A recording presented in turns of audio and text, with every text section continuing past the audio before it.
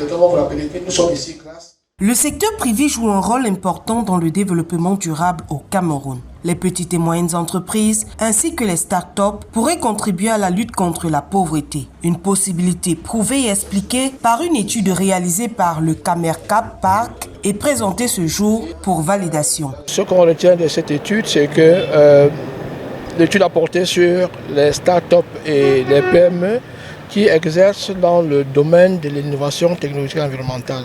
Alors ce que nous retenons de cette étude, c'est qu'effectivement, beaucoup d'engouement est manifesté par les jeunes Camerounais dans ce domaine. Mais au final, nous ne voyons pas encore de vrais changements pour impacter l'économie nationale.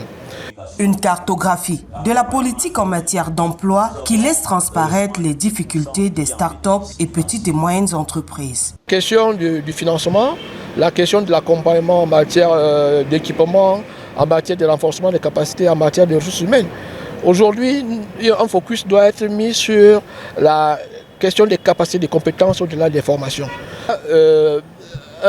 Une présence de la précarité qui est visible en matière d'emploi. Pour établir un pont entre les savoirs et les pouvoirs, il est dorénavant question de rêver gros. Les jeunes des start-up et des PME, beaucoup, quand ils disent qu'il faut rêver gros, beaucoup ne pensent pas qu'ils peuvent faire leur carrière dans ce qu'ils font. Quand vous les abordez, vous dites « grand, je me débrouille, je me bats ». C'est pour dire qu'il ne croit pas lui-même à l'avenir de ce qu'il fait. Donc le chemin serait de ne pas penser qu'on peut rester start-up éternellement. Start-up veut dire qu'on décolle. Après start-up, on devient une petite entreprise. Petite entreprise, on devient moyenne entreprise. Et de moyenne entreprise, on peut devenir une grande entreprise.